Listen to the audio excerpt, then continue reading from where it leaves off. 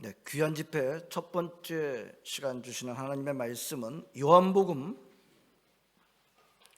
9장 1절부터 7절까지 말씀입니다. 우리 교독하게 하시겠습니다. 제가 한 절 읽고 여러분들이 한 절 읽고 7절 크게 같이 읽고 아멘 크게 하겠습니다. 요한복음 9장 1절부터 7절까지 말씀입니다. 예수께서 길을 가실 때 날 때부터 맹인된 사람을 보신지라.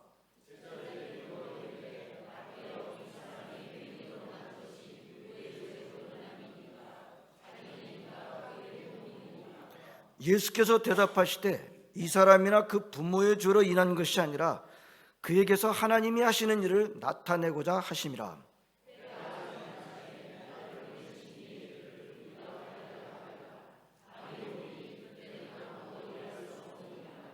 내가 세상에 있는 동안에는 세상의 빛이로라.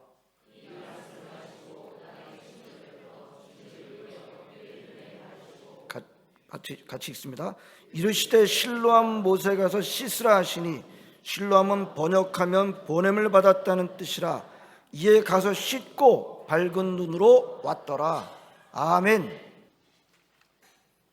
네, 시작 때 말씀드린 대로 저희 시드영락교 38주년을 맞아서 귀한 목사님 모시고 저희가 3일 동안의 집회를 갖게 됐습니다. 얼마나 감사한지요. 모신 우리 강사 목사님은 여러분들 이미 전해드린 대로 장신대 총장으로 계시는 임성빈 목사님이십니다. 여러분, 이 시대 신학교가 얼마나 중요한지요. 저는 목회를 해나가면서 신학교는 너무 중요하다. 지금 싸움에서, 영적인 싸움에서 신학교만큼 중요한 것은 없다. 점점 그렇게 느끼는데요. 그 가운데서도 그 하나님의 종들을 양육하는 그 일이야말로 이거는 뭐 나라 살리는 일뿐만이 아니라 하나님 나라를 세워가는 일에, 지켜나가는 일에 결정적으로 중요한 일이다. 여러분, 그런 그 사명을 맡고 감당하시고 계신 우리 총장님 모셔서 우리 함께 말씀을 듣게 됐습니다. 얼마나 감사한지요. 우리 여러 가지 굉장한 전 세계를 또 이렇게 다니시면서 하실 일이 많으신데 저에게 방문하셔서 귀한 말씀을 전하시게 되셨습니다. 우리 임성빈 총장님, 저는 이제 목사님 그때 공부하러 가셨는지 저는 이제 배울 기회가 없었습니다만 지금 많은 우리 후학들을 양성하시고 계시고 우리 예수교 장로회의 그런 많은 교회들 우리 목회자들의 신학을 정말 앞장서서 감당하시는 중요한 역할을 감당하시는 귀한 목사님이십니다.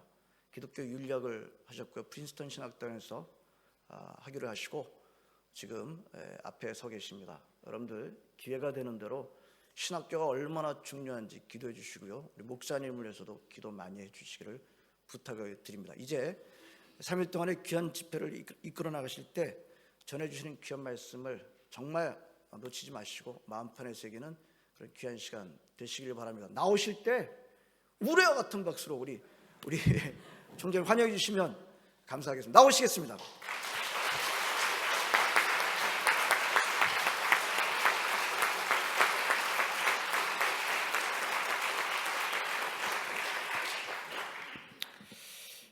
이렇게 따뜻하게 맞아주셔서 감사합니다. 여러 가지로 부담을 주시네요. 제가 그 시드니 영락교회 말씀을 이렇게 함께 나누자고 했을 때 부담이 많았습니다. 뭐 어디서나 말씀을 나눌 때는 부담이 있는 건데 어젯밤부터 부담이 더 커졌습니다. 어젯밤에 저녁을 우리 대접받았는데 강장로님이 대접해 주셔서 우리 이민 집사님 식당에 갔는데요.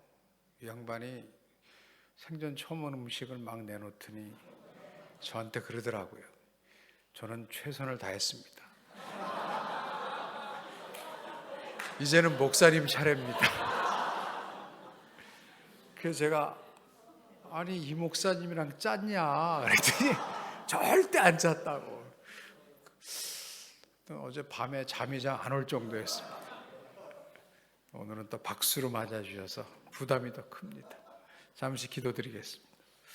하나님, 부족한 종을 부족도 아니하시고 귀한 강단에 세워주셨으니 성령께서 이끌어 주셔서 마땅히 전달되어야 할 주께서 꼭 저희의 마음판에 새겨주시고 싶은 말씀 전달케 하여 주시고, 또 말씀을 받은 우리 성도들은 마음판에 새길 뿐만 아니라 그 말씀으로 세상을 살아낼 수 있도록 하여 주시옵소서. 그리하여 저희가 말씀을 받은 이후의 삶이 이전의 삶보다 더욱더 신앙인다운 신앙인으로 변화되게 하여 주시고, 저희가 신앙인다운 신앙인으로 변화되어 그만큼 우리 교회가 교회다운 교회로 세워지는 역사를 허락하여 주시기를 간절히 원하옵나이다. 모든 말씀 우리를 말씀의 잔치로 인도하여 주신 우리 주 예수 그리스도 이름으로 기도 올리옵나이다. 아멘.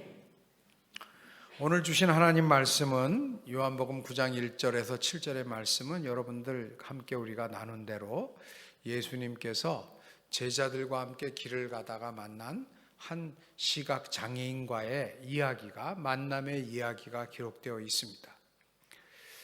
그런데 가만히 보면 나중에 질문하는 거 보면 제자들이랑 예수님이 같이 봤는데 9장 1절은 어떻게 시작하냐면 예수께서 길을 가실 때에 날 때부터 맹인된 사람을 보신지라.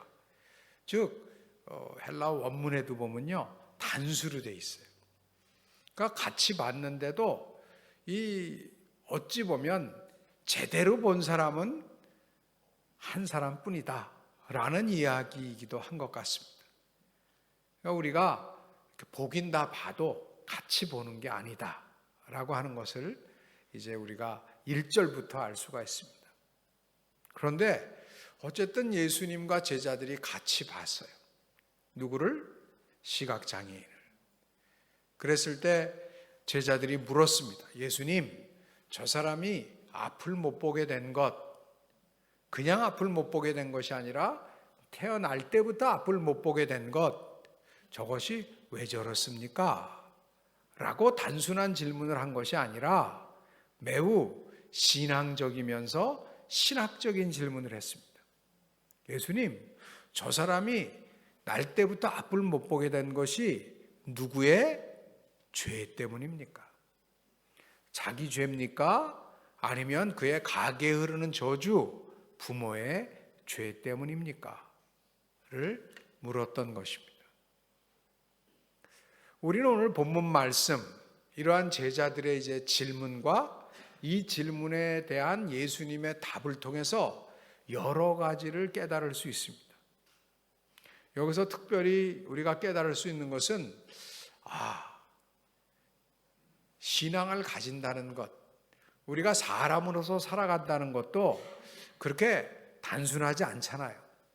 사람으로서 살아간다는 것이 아기로 태어난 것 참 귀엽고 사랑스럽지만 그 아기로 머물러 있지 않고 그 다음에 아이들이 돼가고 그 다음에 청소년이 돼가고 그 다음에 청년이 되고 성인이 되고 장년이 되고 노년이 되어 가듯이 우리가 똑같은 사람이 아니지 않습니까? 마찬가지로 신앙도 똑같지가 않은 거예요.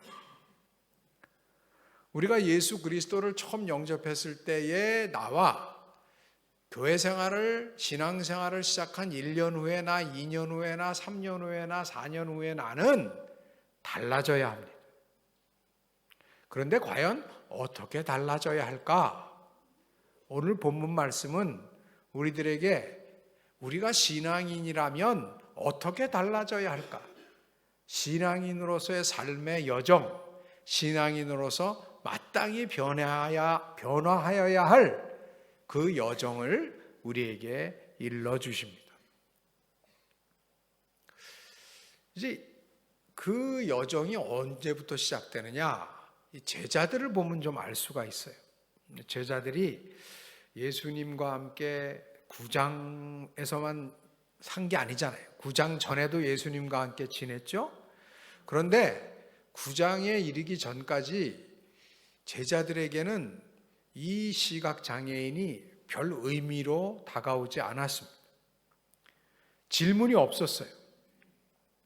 질문이 없었다는 것은 무엇을 의미할까?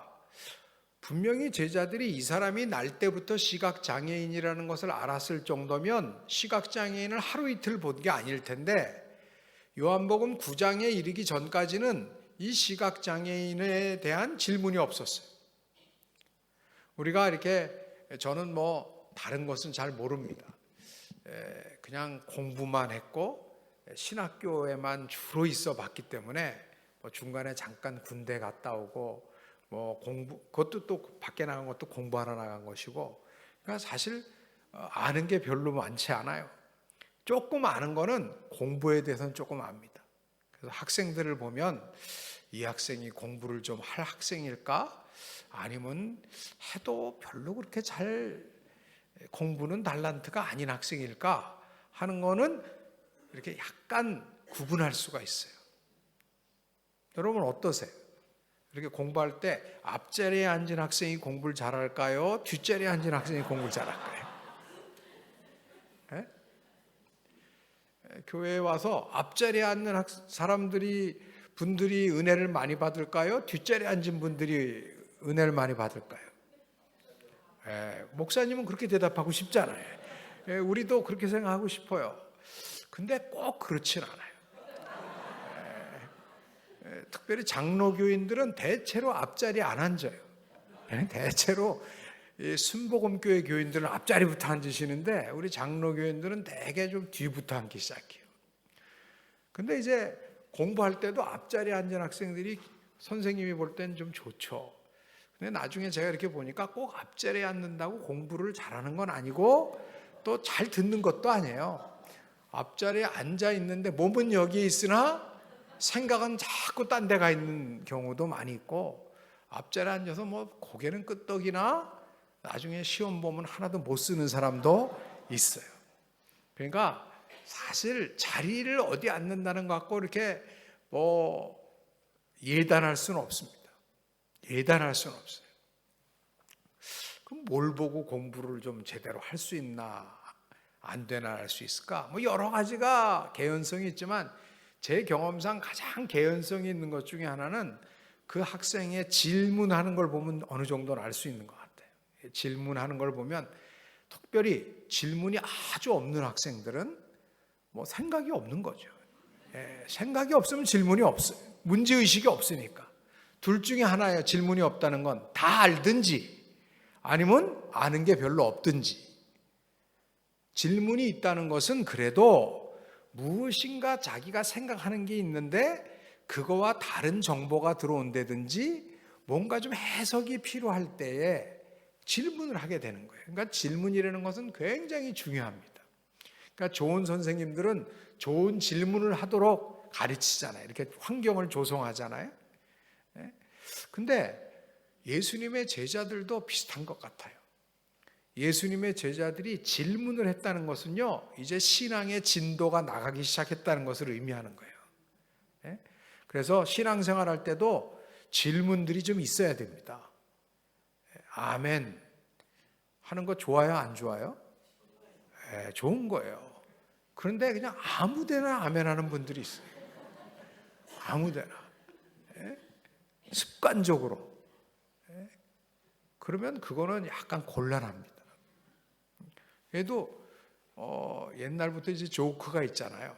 우리 이제 신앙인들을 놓고서는 이제 밖에 사람들이 비판할 때 어느 대개 사람들이 교회 들어갈 때 교회당 앞에다가 이 브레인을 놓고 간대잖아요. 그리고 그냥 몸만 와서 있다가 나중에 나갈 때는 가지고 가야 되는데 나중에 보면 남은 뇌들이 많대요, 교회당 앞에. 그래서 세상에 나가서 정신없이 살아간다는 거예요. 이런 아주 그냥 그 우리에 대해서 참 치욕적인 조크도 세상에는 많이 있더라고요. 물론 이런 걸 누가 만들었을까요? 사실 또 교회 다니는 사람들이 서로 만들더라고요. 서로 다른 교단에 대해서 이 조크를 만들어요. 그래서 뭐 예컨대 이런 조크도 있더라고요. 뭐 32가지인데 하나는 베드로라는 설도 있고 하나는 예수님이라는 설이 있는데, 이제 천국에서 우리들을 맞이하는데 예수님이 이렇게 맞이해 주신대요. 천국에 가면. 그러면 이제 이 세상 버릇을 못 버려 갖고 천국 가서도 좋은 거 있으면 자기 달라 그런다는 거예요. 이제 딱 갔는데 보니까 천국에 딱 들어가자마자 굉장히 좋은 연못이 있더래요. 아주 아름다운 연못이 이렇게 딱 있으니까 이 사람이, 예수님 저 연못 너무 좋아요. 그러니까 그래? 아름답지? 저 연못 줘 주세요. 그랬대요. 그랬더니 안 돼. 왜요? 저거는 베프티스트들이 먼저 가져갔어. 네? 침례교 분들은 침례가 무지하게 중요합니다. 제가 그 군목 생활을 85년부터 88년까지 강원도에서 했거든요. 제가 있던 처음에 배치된 부대가 22사단 저 고성군 주광면 인정리에 있는 저 그 이렇게 통일전망대 쪽에 있는 속초 위에 있는 부대였거든요. 거기는 겨울에는 뭐 진짜 거의 물이 없죠. 그런데 우리 침례교 목사님들은 겨울에도 침례해야 된다고 그 산 꼭대기에 물을 지어 날르더라고요. 하여튼 그래서 침례교도들한테는 물이 무지하게 중요합니다. 그래서 하여튼 하늘나라 가서도 그 침례탕 하시려고 연못은 또 이렇게 차지하셨대요. 그래서 이제 그 사람이 그 연못은 못 차지했으니까 그 다음에 이렇게 또 가는데 아주 이 대리석 같이 아름다운 돌로 막 이렇게 딱 그 테이블이 있더래요. 아름다운 테이블이. 그래서 예수님 저 테이블 너무 좋아요. 저거 줘 주세요. 그랬더니 예수님이 안 돼. 저것도 임자 있어. 예? 저건 앵글리칸들이 다 가져갔어. 성공엔 또 이 성만찬이 중요하거든. 그래서 또 또 거기 먼저 했다는 거예요. 근데 이제 그다음에 이렇게 딱 갔더니 막 너무 좋은 방이 있더래요. 회의실이 너무 좋은 방이. 그래서 예수님 이거 그랬더니 그랬더니 조용해라. 왜요? 여기는 장로교인들이 모여서 회의하고 있어. 근데 더 중요한 거는 여기 장로교인들은 모여서 여기서 천국에 와서도 회의하는데 더 중요한 건 저 사람들은, 저 친구들은 자기들만 천국에 있는 줄 알아. 그러더래요. 누가 만들었을까요? 하여튼 침례교, 성공회, 장로교 셋을 보낸 거 보면 다른 사람들이 만든 거예요. 이런 조크들이 이제 꽤 많이 있더라고요. 그만큼 우리가 좋게 얘기하면 특징들이 있어요. 신앙의 특징들이 있는데 좀 더 이렇게 뒤집어 보면 우리가 너무 부분적인 것을 가지고 전체인 걸로 생각을 하고 우리만이 마치 무슨 천국의 진리를 다 소유한 것처럼 우리만이 이 적자인 것처럼 옛날 말로 치면은 우리만이 마치 모인 것처럼 하는 것들에 대해서는 조심해야 된다 하는 것입니다. 그래서 사실은 신앙에는 다 아는 사람이 어디 있어요? 제가 이른바 저는 밥 먹고 그냥 주로 한 거는 그냥 제가 다른 것보다는 공부고 공부 중에 신학을 했지만 저도 모르는 게 많거든요. 특별히 신학 안에서도 모르는 게 많고 성경 안에서도 모르는 게 태반이 넘죠. 훨씬 많죠. 그런데 왜 질문이 없겠어요? 그러니까 신앙인들은 하나님 앞에서 어린아이와 같이 돼야 된다는 얘기는 이 childish이라는 뜻이 아니잖아요. 좀 어린아이와 같이 모르는 게 있으면 물어도 보고 그렇게 아는 척하지 말고 어깨에 힘주지 말고 그렇게 잘난 척하지 말아라. 그냥 모르면 모르는 대로 물을 수 있는 그러한 열린 공동체가 더욱더 하나님이 바라시는 신앙 공동체라고 믿습니다.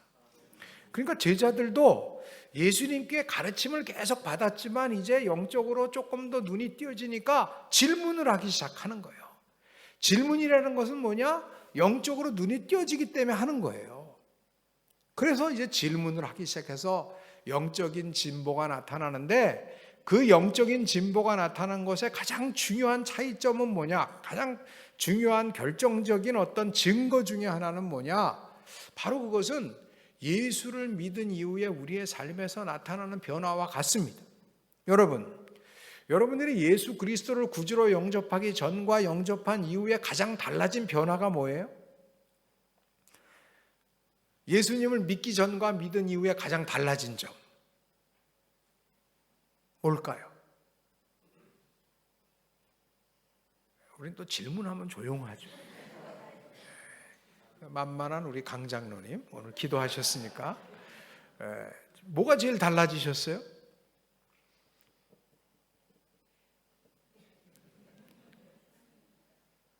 예수 믿는다고 너무 오래전이라서 기억이 안 나십니까? 감사. 아주 정답을 감사. 처음부터 그렇게 감사하셨어요? 아니죠. 예수 믿은 다음에 제일 달라지는 것 중에 하나가 이제 감사해지는 것도, 이게 신앙의 성숙도랑 매우 관련이 있는 거고요. 제가 예전에 어디 가서 물었더니 고등학생 애들이 그러더라고요. 언어가 달라져요. 언어가. 한국 애들 요새 욕 무지하게 하거든요. 욕 많이 하는데 자기가 예수 믿고 나서 언어가 달라졌대요. 그건 굉장히 중요한 변화예요. 왜냐하면 언어라는 게 존재의 집이라 그러잖아요.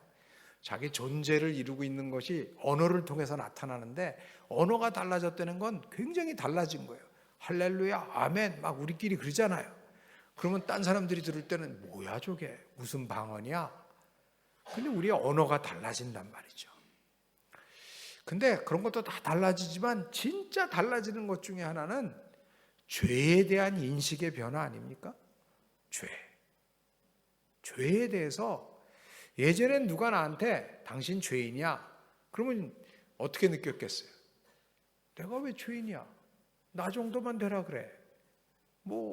그러다가 약간 찔리면 그래 나도 떳떳하진 않은데 너는, 그 정도로 상대적으로 죄에 대해서 생각을 했지만, 예수 그리스도를 구주로 영접하고 성령과의 만남, 성령께서 우리를 터치하시면 그때부터 죄에 대해서 굉장히 민감해지죠.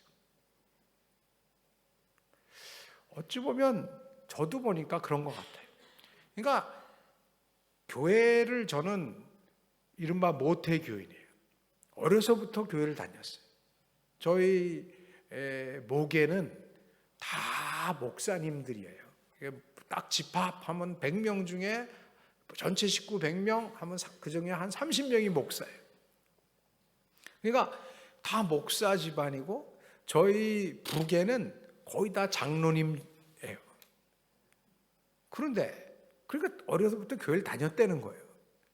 교회를 다녔는데 또 그냥 다닌 것도 아니고, 저희 어머니가 저를 기도 중에 잉태하시고, 우리 할머니와 어머니의 증언이 약간 다른데, 우리 어머니는 무지하게 시집살이를 했다.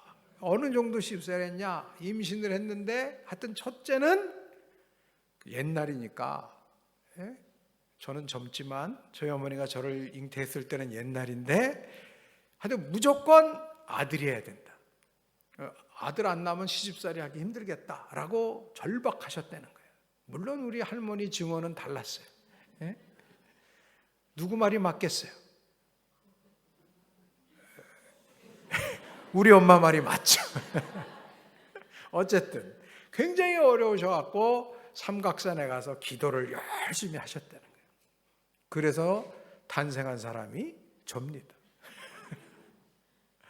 그런데 그렇게 기도 중에 나왔고, 어려서부터 교회를 다녔지만, 제가 그리스도를 구주로 영접한 것, 제가 인격적으로 주님이 살아계신 주님이시고 그리스도시고 나의 기도를 들어 응답해 주시는 분이심을 믿는 인격적 신앙을 제가 고백한 거는 교회 다닌 다음에 십몇 년이 지나서였어요.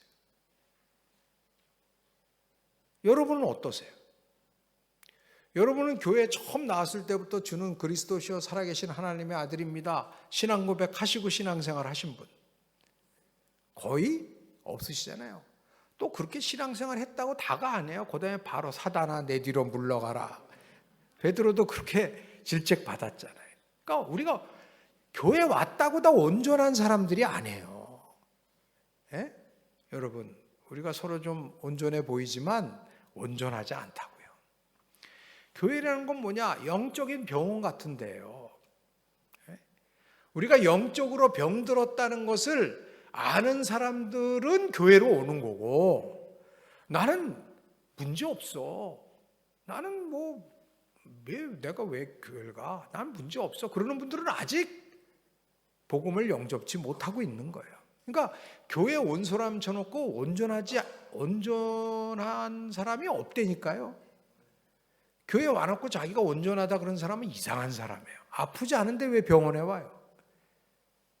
근데 병원에 보면 한국에는 한국도 이제 어려운 점이 많지만 호주와 비교해서 가장 그래도 한국이 좋은 게 뭡니까? 병원에 가기가 쉬운 거예요. 여러분들 의사 선생님 뵙기 어렵죠? 한국은 쉽습니다.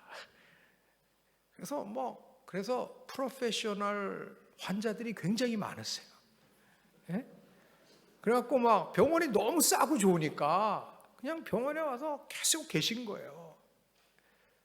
근데 이제 병원에 보면 그런 분들이 있어요. 프로페셔널 같은 환자들 너무 많이 알아요. 너무 많이 알아. 그래갖고 병원에 딱 와서 이제 새 환자가 오면은 어떻게 왔어? 딱 물으면 약간 또 반말로야 권위가 있잖아요. 연세도 있으시니까. 그럼 어떻게 왔어요? 잘못 왔어.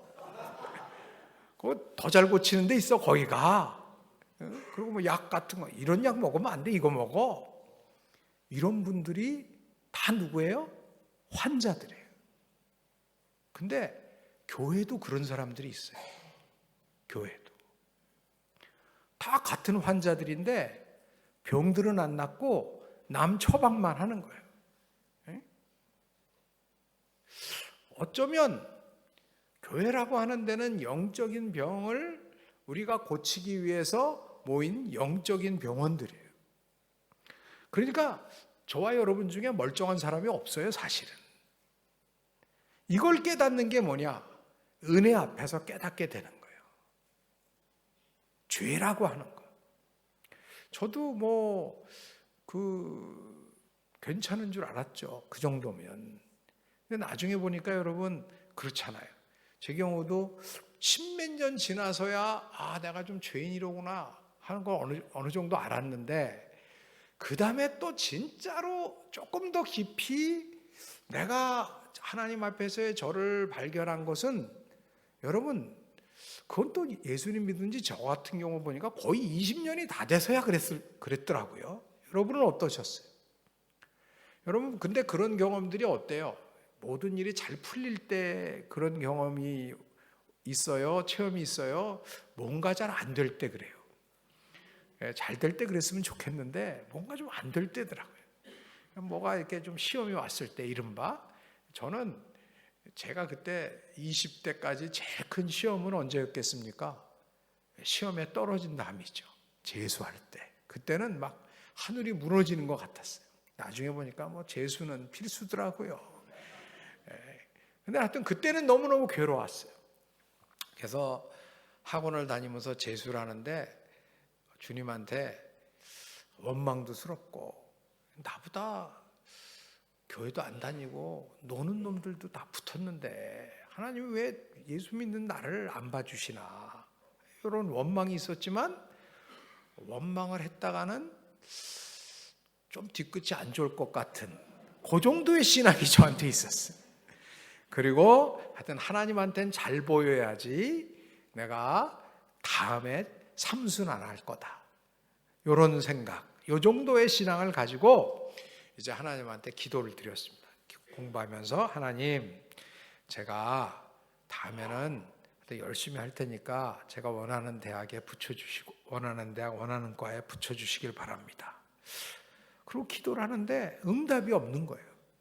그러니까 저는 그때 당시에 제 믿음은 하여튼 하나님한테는 잘 보여야 된다.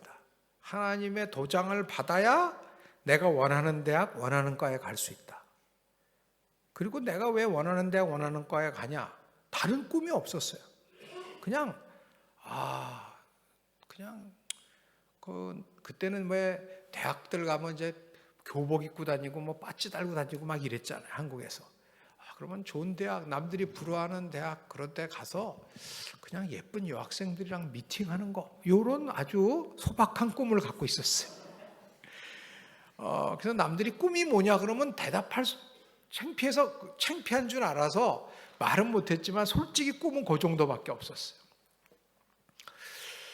그러면서도 하나님한테는 붙여달라고 기도를 하는데 응답이 없으니까 불안했어요. 불안해서 제가 하나님께 내고를 했습니다. 그냥 해서는 안 들어주실 것 같아서 하나님, 제가 그냥 하나님 원하시는 대로 나중엔 합니다. 왜냐하면 제가 어렸을 때부터 들었어요. 우리 어머니가 저를 잉태하고 기도할 때 계속 저랑 아무 상의 없이 이른바 소원 기도를 했다는 거예요. 첫 번째 아들을 주시면 아들은 바치겠습니다. 이런 기도를 하셨다는 거예요. 그래서 제가 신학교 갈 때 우리 어머니가 굉장히 미안해 하셨어요. 뭐 별로 미안해 할 일은 아니었지만, 근데 하여튼 그 얘기는 들은 게 있기 때문에 언젠가 가긴 가야 되는데, 근데 그냥 그래도 너무 빨리 가는 건 좀 그렇다. 그래서 하나님, 나중에 제가 가긴 갑니다. 그런데 여기까지는 좀 제가 하고 싶은 대로 좀 하게 해주세요. 이렇게 이제 하나님한테 협상을 이제 기도를 하는데, 그 협상의 기도가 별 이렇게 응답이 없더라고요. 그래서 답답해서 그다음엔 하나님한테 이제 기도를 또 하다 보니까 이런 생각이 들어요. 하나님이 저를 좀 못 믿으시는 것 같더라고요. 내가 배반할까 봐. 그래서 제가 하나님 앞에 그렇게 기도했어요. 하나님, 저를 믿으세요. 제가 배반 안 때립니다. 나중에 신학 한다니까요. 저를 믿으세요. 하나님한테 제가 계속 믿으라고, 저를 믿으라고 이제 그런 기도도 했어요. 근데 뭐 그런 기도가 응답될 리가 없잖아요. 이렇게 이제 여름이 되니까 불안한 거예요. 이제 찬바람 불면 재수생은 끝이니까. 그래서 불안한데 우리 대학부 선배 한 사람이 오더니, 야, 우리 대학부 수련회 가는데 같이 가자는 거예요. 여러분, 재수생이 대학생들 수련회 가는데 가고 싶겠어요? 그런데 너무 급하니까 그냥 그래, 내가 뭐 그 정도 수모는 참고 가서 나는 그냥 응답만 받고 온다. 그래서 가겠다 그러고 좀 늦게 대학부 수련회를 따라갔어요. 대학부 수련회를 따라갔는데요, 저를 그렇게 오라고 초대했던 선배들이 분위기가 좀 이상한 거예요. 그래서 왜 그러냐 그랬더니, 야, 우리가 암만 해도 잘못 온 것 같아. 왜요? 암만 해도 강사가 이상해. 이단 같아. 그러는 거예요. 왜 그러냐 그랬더니, 우리 교회에서는 안 하던 거를 자꾸 한다고. 막 우리 보고 막, 우리 교회는, 저는 이제 전통적인 장로교회에서 자라났습니다. 그래서 우리 교회는 그야말로 경건한, 그래서 뭐 이렇게 박수 치고 이런 거 없어요. 조용해서, 만약에 주일날 저녁에 무슨 강사가 오셨는데 그분이 갑자기 뭐 믿습니까? 뭐 할렐루야! 그러면 누가 아멘! 하면 한 사람 하잖아요? 그럼 다 쳐다봤어요. 어디서 온 간첩인가? 우리는 조용한 그런 교회에서 교육을 받았는데, 이분이 와서 막 소리내서 기도하라 그런다는 거예요. 그러면서 뭐 또 이상한 얘기 한다는 거예요. 하여튼 뭐 성령이 뭐 저거 뭐 그러면서 막 뒤숭숭한 거예요. 근데 저는 그런 얘기를 뭐 귀담아 들을 여유가 없었어요. 뭐 어떻게나 뭐 이단인지 뭔지 난 상관없이 그냥 하나님한테 기도해서 응답받고 내려가겠다라는 생각이 제일 컸고, 두 번째는 이단일 리는 없다. 왜냐하면 그분이 우리 지도 목사님, 그 지도 목사님의 동기라는데, 우리 지도 목사님이 장신대 교수셨고 동기 장신대 동기 목사님이 오셨는데 무슨 이단을 초청할 리는 없으니까 이제 이런 마음으로 들어갔어요. 근데 막상 들어가니까 왜 그러는지 알겠더라고요. 생전 처음 보는 막 시끄러운 집회를 하는 거예요. 그랬더니 막 이분이 소리내서 기도하라는 거예요. 우리는 그게 뭔지도 몰랐어요. 나중에 보니까 그게 통성기도라는 거더라고요. 막 소리내서 기도하라는 거, 막 그러고 막 성령 충만하게 해달라고 기도하라 그러고 막 정신이 없는 거예요. 근데 막 또 하려니까 또 하는 애들이 있더라고요. 그러니까 한두 명 하니까 또 막 소리 지르고, 저는 가만히 있다가는 또 찍힐 것 같고 어쨌든 하여튼 잘 보여야 되니까 그래서 소리를 막 내서 나도 막 기도를 했어요, 저도. 근데 여러분, 통성기도 안 하다가 하면 오래 해요? 별로 할 게 없습니다. 예? 하나님 아시죠? 제가 배반 안 합니다. 붙여주세요. 하나님 아시죠? 제가 배반 안 합니다. 붙여주세요. 뭐 그렇게 소리 질러서 몇 번 얘기해도 2, 3분이 안 가요. 2, 3분이. 목은 쉬지 뭐. 그러면 이제 옛날부터 교회를 다녔기 때문에 또 들은 얘기가 있어요.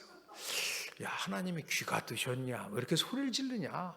골방에서 기도하라 그랬는데 왜 뭐야 이거? 이런 또 막 생각이 드니까 짜증도 나고, 그렇다고 해서 일어나서 나갈 용기는 없는 거예요. 또 다 기도하는데 혼자 나갔다가 또 찍혀서 삼수하면 안 되니까. 그러고 이제 앉아서 이러고 있는데 남들 통성기도 하는데 못하고 앉아있으면 어떤 현상이 벌어집니까? 속으로는 계속 판단을 하고 귀로는 뭐가 들려요? 남의 기도가 들리기 시작하는 거예요. 내 옆에 우리 친구가 앉았는데 막 주여 뭐 성령 충만하게 막 기도를 하는 거예요. 너무너무 강력하게 기도를 하는 거예요. 그 기도를 들을 때 제가 어떤 생각이 들었겠습니까? 너무 웃긴 거예요. 야, 너 진짜 뻔뻔하다. 야, 내가 널 아는데 하나님은 너를, 야, 근데 네가 어떻게 감히 하나님한테 성령을 달라고 기도해? 성령 충만. 성령이 뭔데 너 몰라서 그러는데 그거 거룩한 영이야. 그 정도는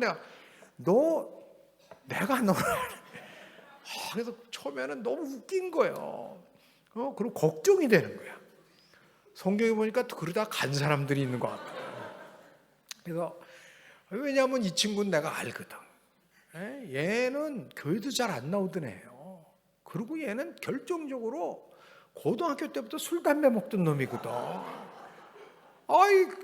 그런 놈이 어디다 대고 하나님의 거룩한 영을 뭐 달라고 그렇게 기도를 하는지 되게 뻔뻔스럽더라고.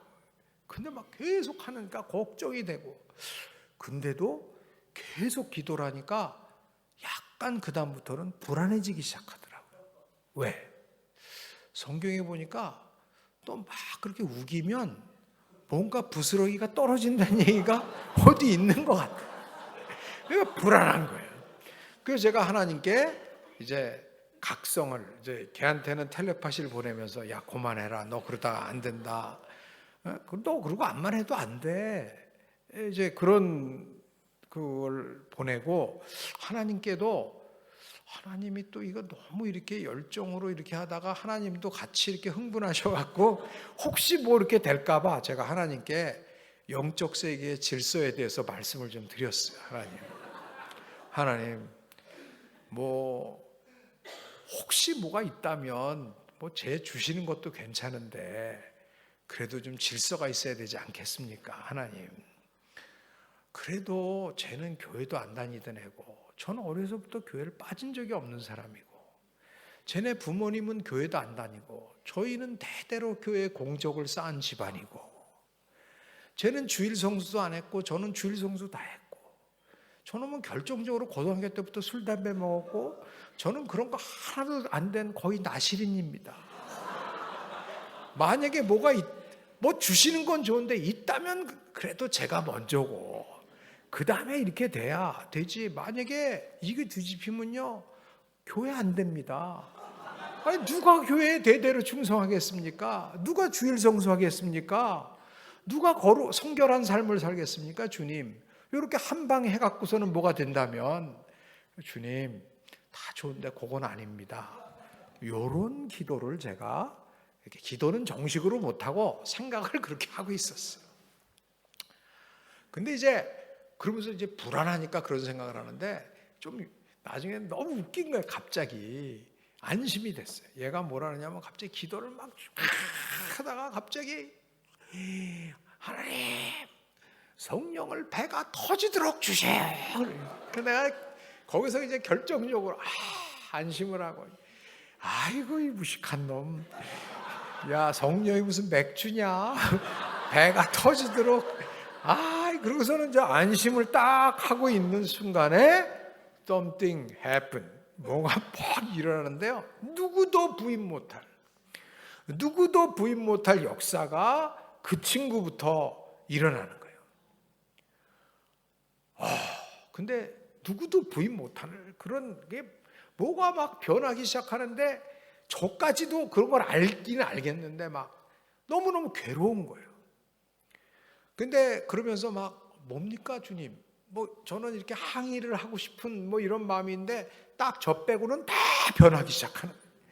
그러더니 그 친구가 또 오더니 저를 사랑한다고 막 이러는 거예요. 누가 봐도 사랑과 희락과 화평, 성령의 열매가 맺혀진 그 은사가 임하는 게 느껴지는데, 그 사랑을 가지고 희락을 가지고 와서 저한테 막 사랑한다 그러는데 막 저는 막 이건 뭐야?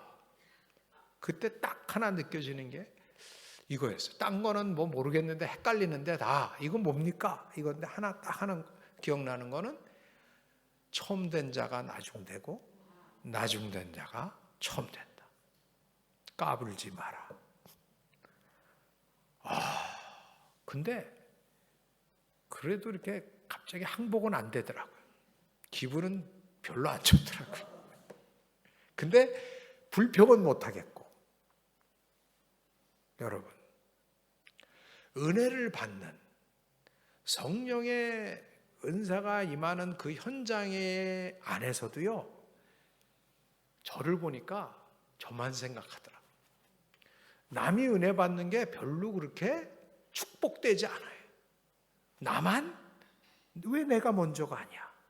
하나님, 쟤 아닙니다. 쟤는 뭐가 이르려고만 하고 저만 생각하는. 요게 뭐냐?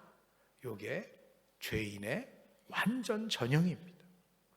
죄라고 하는 것, 선악과를 따먹었다는 것이 무엇이냐? 선과 악을 알게 하는 나무를 내가 그 열매를 먹었다는 것은 선과 악을 이제는 내가 판단하겠다는 거예요. 선과 악은 누구만 판단하는 거예요? 하나님만 판단하시는 거예요. 그런데 인간이 선악과를 따먹었다는 얘기는 뭐냐? 이제는 내가 하나님 없이 내가 선과 악을 판단하는 판단자, 심판자의 자리에 앉겠다는 것이고, 성경은 이것을 뭐라고 했느냐? 인간이 하나님과 같이 되고자 함이라. 이것이 뭐냐? 영적 교만입니다.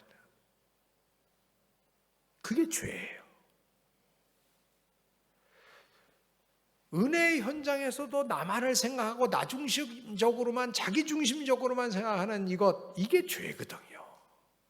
그리고 보니까 내가 태중에서부터 죄로 인하여 잉태되어 있고, 내가 생각하는 것, 이런 것들이 얼마나 죄성이 깊은 것인지, 그리고 이 세상이 죄로 인해서 다 뒤틀려 있다는 것을 보는 것, 이게 바로 은혜를 받은 다음에 우리의 영안이 맑아지면 맑아질수록 보이게 되는 거예요.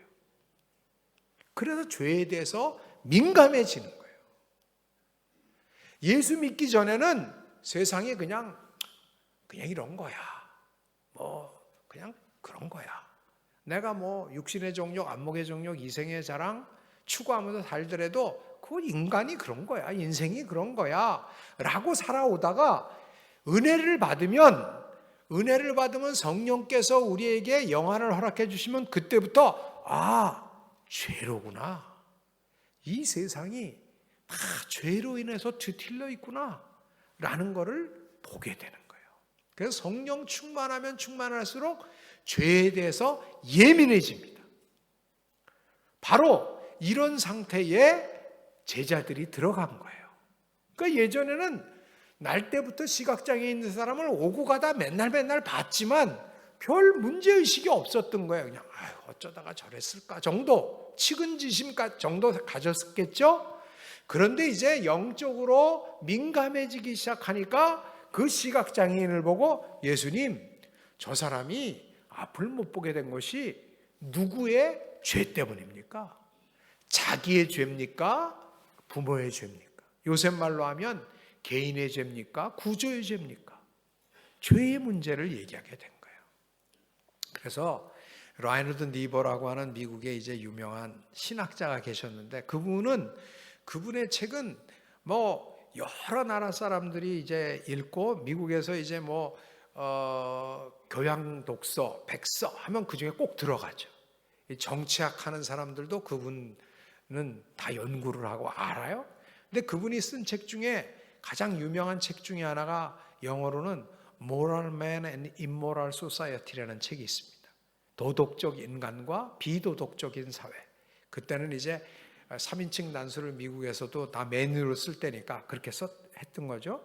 Moral Man and Immoral Society라는 책을 썼는데요. 나중에 이분이 돌아가시기 전에 기자가 와서 물었대요.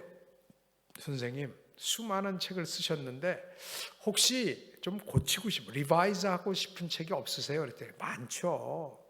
근데 그 중에 하나를 꼽으려면 뭘 꼽으시겠어요? 그랬더니 그 가장 유명한 책, 도덕적 인간과 비도덕적 사회라고 하는 Moral Man and Immoral Society라는 책을 제가 제목부터 바꾸고 싶습니다. 어떻게 해요? Moral Man and Immoral Society를 The Immoral Man and the More Immoral Society. 비도덕적인 인간과 더욱더 비도덕적인 사회다. 인간이 혼자 있을 때도 사실은 굉장히 자기중심적인데 집단이 되면 훨씬 더 비도덕적일 수 있다는 거예요. 예? 여러분 한국 가면 이제 그런 걸 어디서 알 수 있냐면요. 예비군 훈련 가면 알 수 있어요. 예? 군인 개인으로서는 괜찮았던 사람들이 갑자기 예비군복 입히고 모아놓으면 거의 인간 얘기를 포기해요. 예? 아파트 분여에 여성들은 고상하냐? 안 그래요. 아파트 분여에 뭐 자기 집 집값도 떨어진다면 그냥 빨간띠 들고서는 별거 다 해요. 인종주의, 뭐 백인들끼리 모이고 흑인들끼리 모이고 뭐 이렇게 또 우리 확인도 포함돼야 되니까 우리도 다 인종주의, 집단으로 모이면은 인간들이 자기의 유익을 위해서 진짜 엄청난 악들을 범한다고요. 이게 죄예요, 다. 죄라는 것에 자유하지 않습니다. 우리가 죄로 인해서 다 뒤틀려 있어요. 그런데 예수님의 답은요. 지금 제자들이 그래갖고 영적으로 눈이 떴기 때문에 예수님 이 사람이 앞을 못 보게 된 것이 누구의 죄 때문이에요? 자기 죄예요? 부모의 죄예요? 그랬는데 예수님의 답은 전혀 달라요. 예수님 뭐라 그랬어요? 야, 이 사람이 앞을 못 보게 된 것은 누구의 죄 때문이 아니라 그를 통해서 나타내기를 원하시는 하나님의 일이 있기 때문이다. 이게 무슨 뜻이에요? 말을 바꿔 얘기하면 이거예요. 너희 눈에 저 사람이 지금 보인 것은 저 사람의 불행을 통해서 저 사람의 그 현실을 통해서 누구의 죄냐는 것을 네가 판단하라고 보여주는 것이 아니다. 네가 할 일은 저게 누구의 죄 때문입니까? 이런 거 따지라고 판단하라고 보여지는 것이 아니다. 네가 할 일은 뭐냐? 예수님이 하신 것과 같이 그의 눈에 진흙을 이겨 바르시고 가서 씻으라 하시니 그의 눈이 맑아졌더라. 너의 눈에 불행한 사람의 현실이 보이면 그 불행이 무슨 죄 때문이냐 이런 거 판단하는 것이 아니라 왜 하나님께서 그분을 이 현실을 나에게 보여주셨습니까? 그 문제 해결을 위해서 너희는 기도해야 되고 그 문제 해결을 위해서 너희가 행동해야 된다. 여러분 신앙의 여정은요, 죄가 죄인지도 모르는 단계가 있고요, 죄가 죄인지를 알고 이 세상에 죄로 인해서 가득 차 있다는 것을 보는 단계가 있어요. 그런데 그 단계에 머물면 어떤 일이 벌어지냐면 이런 일이 벌어져요. 세상에 나가서 살질 못하게 돼요. 왜? 죄질까 봐. 그래서 갑자기 은혜를 충만하게 받은 분들 중에는 소설을 잘 쓰던 사람들이 소설을 절필해요. 노래를 잘하던 사람들이 노래를 안 해요. 비즈니스를 잘하던 사람들이 비즈니스를 안 해요. 영화를 잘 만드는 사람들이 영화를 못 만들어요.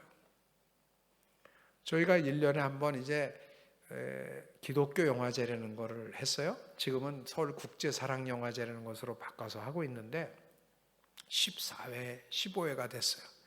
근데 이제 너무 문화가 이제 상업적 문화니 뭐 이런 것들이 이렇게 젊은이들한테 나쁜 영향을 준다고 생각하는 사람들이 많고, 교회는 또 그런 것에 대해서 민감하니까 젊은이들에게 계속 뭘 보지 마라, 이런 네거티브 이미지를 주는 거예요.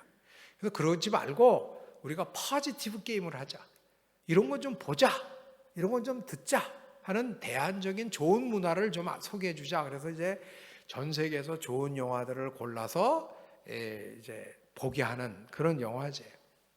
근데 이제 그걸 외국 영화도 좋지만 우리나라 한국에서도 요새 감독들이 굉장히 좋은 감독들이 많으니까 우리가 기독교적 세계관을 가지고 세상의 언어로 풀어낼 수 있는 그런 좋은 감독들을 만들어주자. 그래서 기독 영화인 감독상을 만들어서 이제 시상을 했어요. 그래서 그중에 여자 감독들이 요새 훌륭한 감독들이 많아서 시상을 했는데 한 2년 지나서 영화제에서 그 감독을 만났어요. 그 만났더니 자기가 신앙생활을 요새 열심히 하고 은혜를 많이 받았다는 거예요. 그래서 제가 그 얘기 들은 다음에 너무 좋다. 근데 요새 영화는 못 만들어요. 그랬더니 뭐라느냐면 요새 영화는 못 만들어요. 그러는 거예요. 왜요? 그랬더니 불온한 상상력 때문에 죄를 짓는 것 같아서 못 만들겠다는 거예요.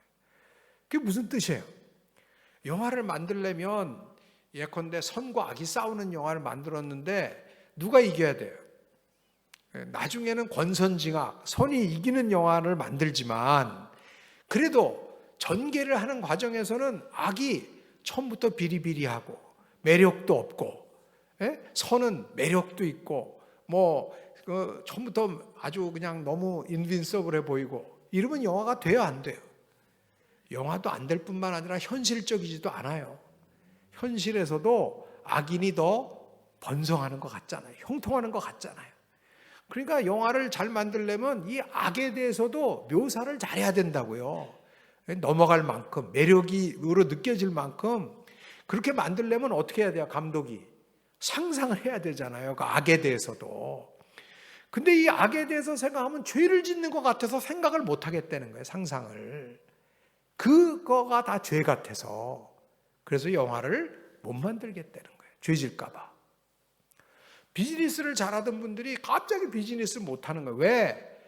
내가 예전에는 뭐 이렇게 얘기할 때 뭐 서로 상담하고 이럴 때 깎아주세요 그러면 제가 남는 거 없습니다. 거의 밑주고 드리는 겁니다. 이런 얘기를 그냥 쑥쑥 했는데 은혜를 받고 나니까 이거 거짓말인데? 이거 못하겠는데?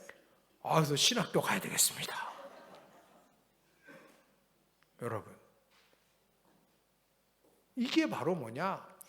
죄가 커 보이면 이 죄에 눌려 사는 거예요. 그래서 죄를 안 지려고 될 수 있으면 세상이랑은 등을 질라 그러는 거예요. 이걸 누가 이용해요? 이단들이 이용하는 거예요. 그러니까 14만 4천 몇 명 안 남으셨습니다. 이 세상 다 썩어질 것들인데 우리끼리 가시죠. 이런 유혹에 걸려 넘어가는 거예요. 그러니까 베드로가, 오죽하면 베드로 같은 분도 그냥 변화산상에서 예수님 초막세계 짓고 여기 살죠. 왜? 세상에 내려가면 힘든 걸 아니까 그러잖아요. 그러나 여러분, 우리 주님께서 우리에게 원하시는 삶은 죄에 져서 사는 삶이 아닙니다. 예수님이 말하시는 예수님의 삶과 제자들의 지금 삶이 다른 결정적인 차이가 뭘까요?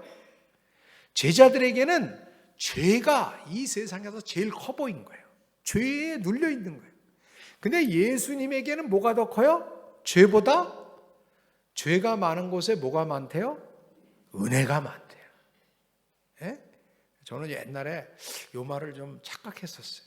죄가 많은 곳에 은혜가 많다. 그러니까 은혜를 많이 체험하려면 죄를 좀 많이 져야 되나 보다. 예? 이렇게 간증 집회 같은 거 하면 여러분 어때요? 간증 집회 할 때 죄 조금 진 사람이 간증하는 게 은혜가 돼요? 막 죽을 죄를 진 사람이 하는 게 은혜가 돼요?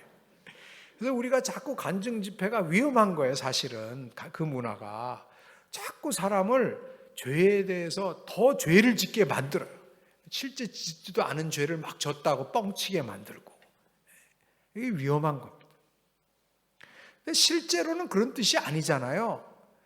죄가 많은 곳에 은혜가 더 많다는 것은 용서받지 못할 죄가 없다. 용서받지 못할 죄가 없다. 성령 회방죄 말고 용서받지 못할 죄가 없다. 왜? 바로 우리의 죄를 위해서 예수께서 십자가에 달려 돌아가셨다. 하나님이 세상을 이처럼 사랑하사, 하나님이 사랑하신 세상은 그렇게 깨끗한 세상이 아니에요. 하나님이 사랑하신 세상은 죄로 인해서 다 뒤틀려 있는 세상이에요. 죄가 만연한 세상이에요.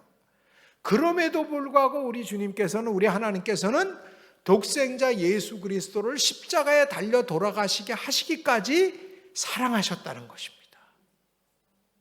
그래서 누구든지 그를 믿으면 구원을 받게 된다는 거예요.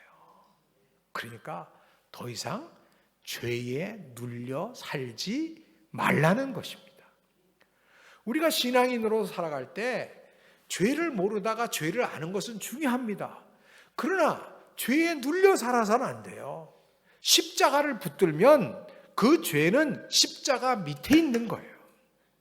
하나님의 사랑이 죄보다 훨씬 더 위대하고 크신 줄로 믿습니다. 그래서 은혜 안에 사는 사람은 죄에 사는 사람과 달라요. 우리가 자칫 잘못하면 신앙생활을 하면서 죄에 대해서 예민해지는 건 좋은데 죄가 오히려 최종적인 결론이 되어서 신앙인들이 세상에서 자유하지 못하고 굉장히 눌려 사는 모습을 보이는 것은 우리가 예수 그리스도의 십자가를 아직도 우리 마음의 중심에 모시지 못했기 때문인 줄로 믿습니다. 주께서 우리에게 말씀하십니다. 때가 아직 낮음에 너희가 나를 보내신 이의 일을 하리라. 여러분, 예수님을 믿는다는 것, 신앙생활을 한다는 것은요, 눈에 보이는 게 많아진다는 거예요. 여러분들이 교회 생활을 하면 할수록 눈에 보이는 게 많아집니다. 그렇지 않습니까? 옛날에는 그냥 이런 것만 보였는데 신앙생활을 하다 보면 막 복합적으로 보이잖아요. 교회라는데도 이런 일도 있고 저런 일도 있고 같은 신앙생활을 한 자매 형제에게도 이런 모습이 보이고 저런 모습이 보이고 점점 우리의 영안이 맑아지면 맑아질수록 성령께서 우리를 터치해 주시면 터치해 주실수록 충만해지면 충만해질수록 눈에 보이는 게 많아집니다. 성경 공부를 하면 성경 공부를 할수록 눈에 보이는 게 많아집니다. 그때 주께서 우리에게 물으십니다. 너의 눈에 지금 뭐가 보이느냐? 그때 우린 또 물어야 돼요. 주님, 우리에게 이걸 왜 보여주십니까? 때로 우리는 신앙생활을 하면서 자꾸 남을 판단하는 습성에 빠져들어요. 눈에 보이는 것. 어떤 사람이 갑자기 저 집안이 뭐 일이 안 풀리고 비즈니스가 안 되고 애들이 아프고 애들이 뭐 직장도 잘 안 되고 어려움이 있어. 그러면 딱 보는 순간 신앙이 괜찮은 줄 알았는데 무슨 죄를 짓고 있는 거 아니야? 저 사람이 잘못하나? 가게에 흐르는 무슨 죄가 있나? 혹시 우리가 이런 판단을 하고 있지는 않습니까? 주께서 우리에게 원하시는 것은 그렇게 판단하라는 것이 아닙니다. 이게 뭐냐? 바리새인들의 누룩을 조심하라 하는 말씀입니다. 우리 한국교회가 가지는 굉장히 한국교회 전통이 가지는 좋은 점들이 있어요. 그러나 우리가 극복해야 될 점 중에 하나는 우리 안에 너무 바리새인들의 모습이 많이 보인다는 거예요. 신앙이 좋다는 게 뭐냐? 신앙이 성숙하다는 게 뭐냐? 그거는 어린아이와 같아지는 거예요. 어린아이와 같아지는 거예요. 질문이 많아지는 거예요. 겸손한 거예요. 그리고 남을 불쌍히 여기는 거예요. 남을 판단하고 무엇인가 약점을 안 드러내려고 하고, 이런 것들은 우리가 아직 성숙해지지 못하는 거예요. 저와 여러분 모두가 눈에 보이는 것이 무엇입니까? 그럴 때 주께서 묻기를 바랍니다. 주님, 왜 이런 것들을 보이게 하십니까? 그때 주께서 말씀하십니다. 야, 내가 내 눈에 보여주는 것은 너보고 기도하라고 보여주는 거다. 네가 섬기라고 보여주는 거다. 근데 곧 밤이 온다. 밤이 오면 그때는 보이는 게 없어진다. 그때는 아무 일도 할 수 없다. 여러분, 지금 눈에 보이시는 것, 우리들에게 보여지는 것, 그것은 하나님께서 우리에게 하나님의 일을 하라고 보여주시는 하나님의 부르심인 줄로 믿습니다. 감사함으로 받고 기도하고 실천하는 저와 여러분, 판단하고 정죄하는 신앙에서부터 기도해주고 실천하고 서로 아끼고 서로를 위하여 기도하고 세우는 신앙인다운 신앙인 되어가는, 성숙한 신앙인 되어가는 저와 여러분 되기를 간절히 원합니다. 하나님 감사합니다. 주께서 저희를 사랑해 주셔서 우리 눈에 많은 것들 이제 볼 수 있게 하여 주시니 감사합니다. 이제 죄를 넘어서 하나님의 은혜, 하나님의 사랑, 십자가를 붙잡고 더욱더 넉넉히 기도해 주며 더욱더 넉넉히 실천해 가며 섬기는 신앙인다운 신앙인으로 저희를 세워 주시옵소서. 그래서 우리 교회가 더욱더 따뜻한 교회, 더욱더 품는 교회, 더욱더 행하는 교회, 교회다운 교회로 세워주셔서 우리 다음 세대, 또한 시드니에 있는 모든 우리 교회들, 또 전 세계에 있는 교회들의 희망이 되는 우리 시드니 영락교회 되도록 축복하여 주시옵소서. 모든 말씀 우리 주 예수 그리스도 이름으로 간절히 기도드리옵나이다. 아멘.